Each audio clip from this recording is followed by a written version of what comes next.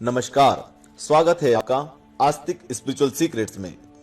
आज हम आपको पुराने समय के एक ऐसे किस्से के बारे में बताएंगे जिसमें एक महात्मा ने लोगों के ज्ञान के दरवाजे खोलने के लिए अपने प्रवचन में स्वयं ईश्वर यानी कि परम पिता द्वारा लिखा हुआ खत पढ़कर सुनाया। ध्यान से सुनिएगा। इस खत में वो दयालु पिता यानी कि ईश्वर अपनी संतान यानी कि आप और हम सब को क्या लिखते हैं। अगर ये खत पढ़ते पढ़ते आपको अपनी भूल समझ में आ जाए और आंखों से आंसू गिर पड़े तो एक बार इस वीडियो को लाइक कर कमेंट जरूर कर देना। तो सुनिए क्या कहते हैं वो जगत पिता अपने इस खत में।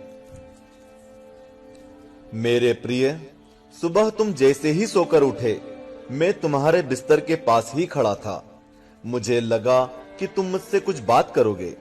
तुम कल या पिछले हफ्ते हुई किसी बात या घटना के लिए मुझे धन्यवाद कहोगे, लेकिन तुम फटाफट चाय पीकर तैयार होने चले गए और मेरी तरफ देखा भी नहीं।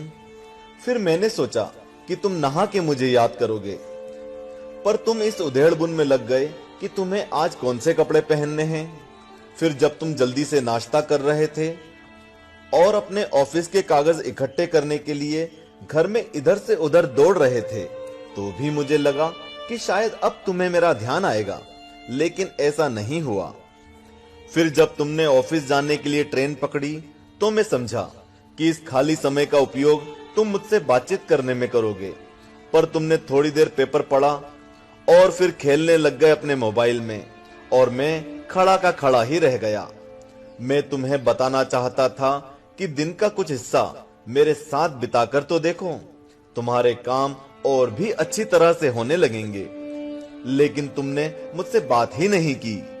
एक मौका ऐसा भी आया जब तुम बिल्कुल खाली थे और कुर्सी पर पूरे 15 मिनट यूं ही बैठे रहे, लेकिन तब भी तुम्हें मेरा ध्यान नहीं आया। दोपहर के खाने के वक्त जब तुम इधर उधर देख रहे थे तो भी मुझे लगा कि खाना खाने से पहले तुम एक पल के लिए मेरे बारे में सोचोगे, लेकिन ऐसा नहीं हुआ। दिन का अब भी काफी समय बचा था। मुझे लगा कि शायद इस बचे समय में हमारी बात हो जाएगी, लेकिन घर पहुंचने के बाद तुम रोजमर्रा के कामों में व्यस्त हो गए। जब वे काम निपट गए तो तुमने टीवी खोल लिया और घंटों टीवी देखते रहे।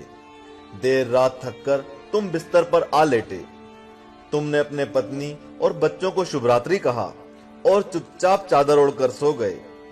मेरा बड़ा मन था कि मैं भी तुम्हारी दिनचर्या का हिस्सा बनूं, तुम्हारे साथ कुछ वक्त बिताऊं, तुम्हारी कुछ सुनूं, तुम्हें कुछ सुनाऊं, कुछ मार्गदर्शन करूं तुम्हारा, ताकि तुम्हें समझ आए कि तुम किस लिए इस धरती पर आए हो और किन कामों में उलझ गए हो।